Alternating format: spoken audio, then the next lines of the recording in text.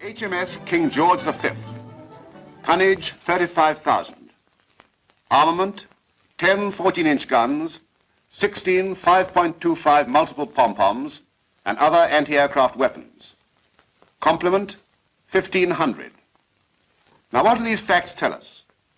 First, that a battleship is a gigantic sea-going gun platform. Second, that 1,500 men are required to steam the ship and keep her guns firing. In this picture, you will see what sort of lives these men lead, how and where they sleep, eat, work, and pass their spare time. When she is in harbor, stores are taken aboard. For weeks on end, this seagoing community has to be entirely self-supporting. Food and drink for the men, fuel for the engines, munitions for the guns must be stored away. Meanwhile, deep down in the ship, there are jobs to be done that cannot be carried out at sea. In the boiler room, men enter the boilers to scrub the boiler tubes, through which water, transformed into steam, circulates to provide the ship's driving power. In harbor, the evaporator tubes are taken out for cleaning. At sea, salt water is sucked into these evaporators and distilled into fresh water, and from time to time the salt deposit has to be removed. Maintenance work is done to the engines. In the middle of the morning, there's a stand-easy period. Some of the men visit the pay office. As much as £15,000 in cash is carried aboard a battleship. It's used for such things as foreign harbour dues, pilotage, local stores, and sometimes fuel. The department also acts as a post office and savings bank. Whenever the ship touches port, mail from home is distributed.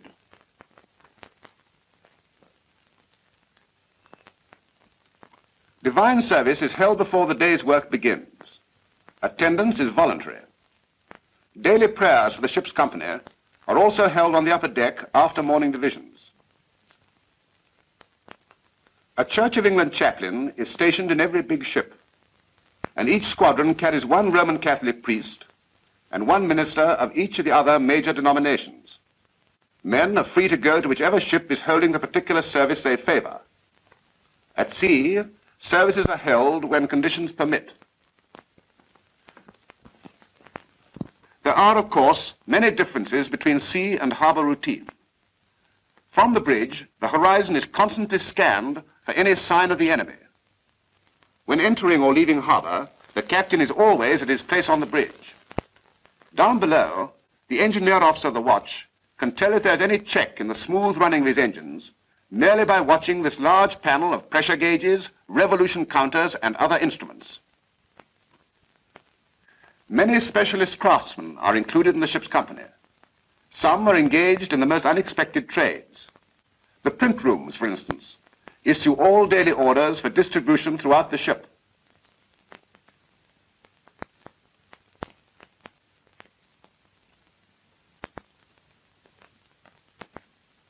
In the darkroom, there is all the equipment necessary for developing and processing the photographs taken from the ship's reconnaissance plane. The plane, by the way, is launched by catapult. When it returns, it lands on the sea alongside the ship and is then hoisted inboard by crane. In the machine shop, repairs to engines or adjustments to instruments are carried out.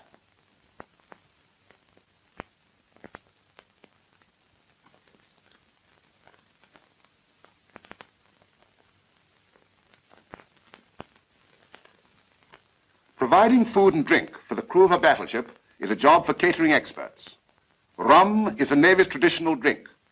It is usually served at midday. The ration is drawn by the leading hand of each mess, and distribution is checked by the ship's supply petty officer, who makes sure the correct amount is issued according to the number of men in the particular mess. The ration is 1/8 of a pint per man, diluted with twice the amount of water. When it is so mixed, it is called grog. The rum in the barrel is already diluted. The ship has its own bakery, which supplies crisp new loaves every day. And each day, 1,000 pounds of flour are used to make 1,300 pounds of bread. The food is cooked in several galleys. Don't forget, there are 1,500 men aboard, as many as could be accommodated by the largest hotels on land. Mincing machines and potato slicers are among the modern kitchen equipment aboard. Between 4,000 and 5,000 meals are served daily.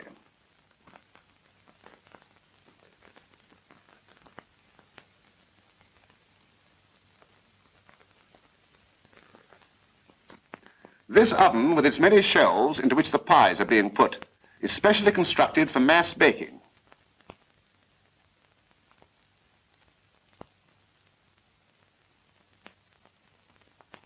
Before the meal is served to the men, it has to be approved by an officer. This is part of the paymaster commander's duties. He carefully samples all the dishes, including the soup.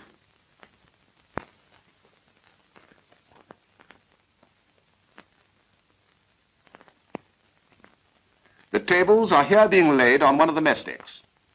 The ship's company is divided into several messes, one to each department. Each has its own mess deck. The term deck is broadly used and doesn't only mean that part of the ship that is open to the sky. In the case of the mess deck, it means the living space. Each morning, different members of the mess are detailed off for mess duties, such as preparing tables and serving food. Here's the boys' mess deck.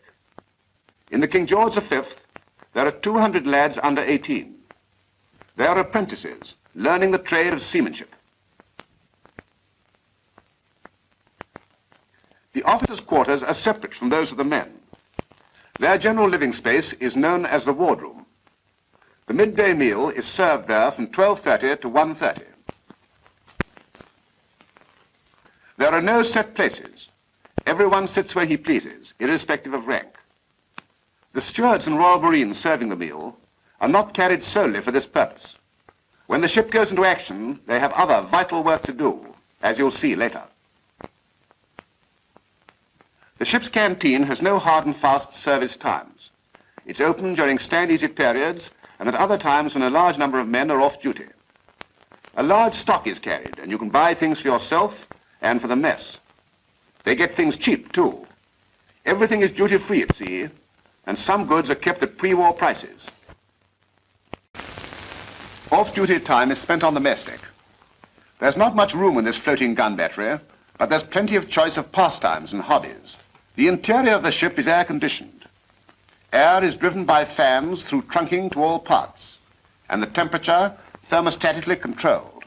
It takes 300 miles of cable to circulate electric current throughout the ship, and 5,000 electric light bulbs are used. Sailors are traditionally clever with their hands and patient model makers. They used to build model ships inside bottles. Now they use electric light bulbs. There's a library on board with a good supply of books. A battleship sick bay is a miniature hospital. The care and attention given to men when they are ill or wounded is as good as any ashore. 3 doctors and 8 hospital-trained attendants make up the staff. The equipment is up to the highest standards and includes X-ray apparatus. Here, a blood pressure test is being made. And here, a microscope is being used to examine a blood sample. When you have 1,500 people together, you always get a certain amount of ordinary sickness. In the sick bay, they can treat anything from a bilious attack to broken limbs. The most important part of the battleship is the gun turrets.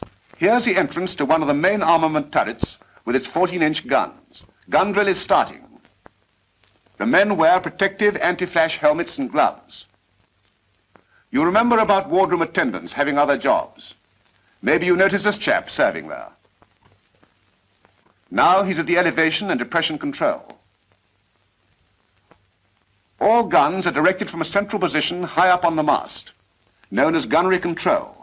But in case of need, each turret is self-contained. This is the local control rangefinder at work. When under local control, the officer of the quarters gives directions to the guns, viewing the target through a periscope. Now the guns are being loaded. See the breeches rising in the lower half of the picture. Ammunition is sent up from the magazine by a lift, known as the cage. There's one coming up in the foreground. After the shell and charges are pushed home, the cage goes down and the gun is elevated to its firing position. Let's watch that in detail. Everything is controlled by the man with the lever. The breech rises and opens. Over goes another lever.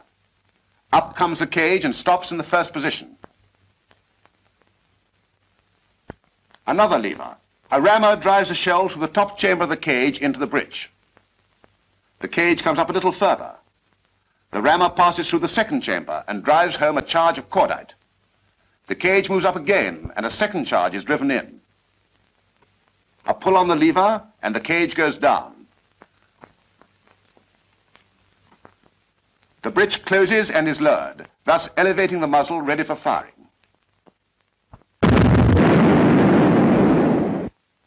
At the end of the day, hammocks are slung.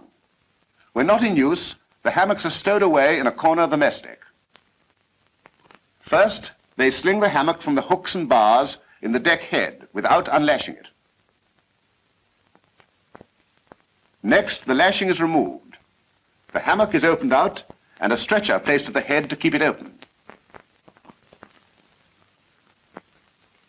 The important thing is to make the ends fast securely. Sailors have the knack of making the soundest knots in the simplest way.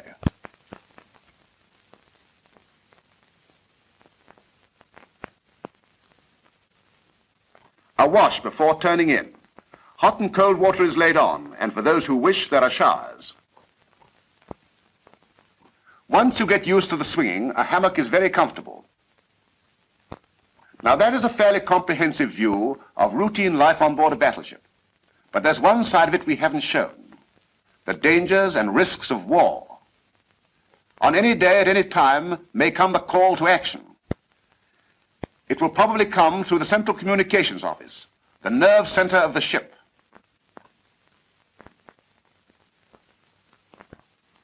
Messages are sent out and received in code. These require decoding, which is a specialized job.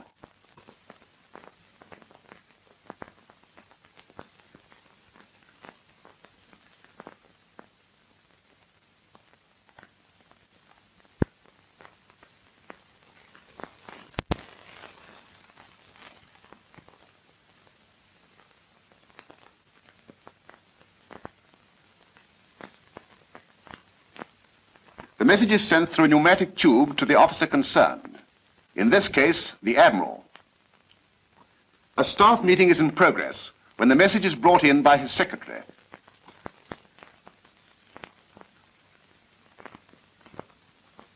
The Admiral gives it to the Fleet Navigating Officer, who plots the enemy according to the position given in the message.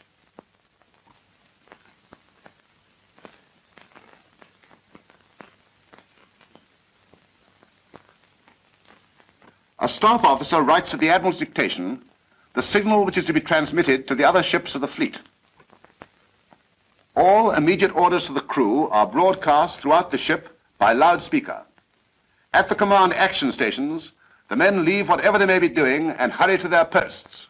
Many hours or even days may elapse before contact is made. But through the snow, ice, and winds of the Arctic, she steams proudly on, seeking out the enemy.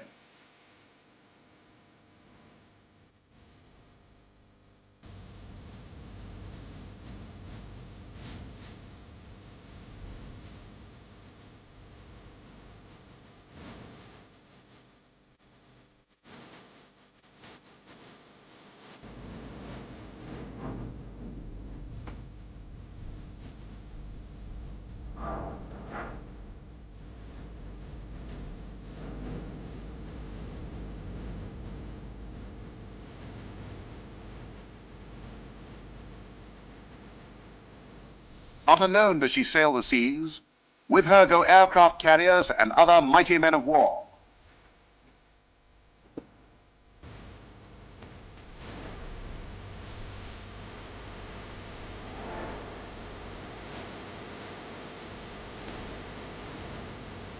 As she sails forth at the head of the fleet, there may come at any moment that encounter with the enemy, which will bring forth the finest and best from every man aboard.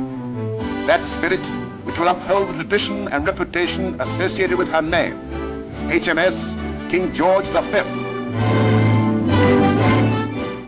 Hope you guys enjoyed this video. If you like more informative content, check my main channel as well, where you can find in-depth videos about historical weapons, vehicles and events. See the link in the description.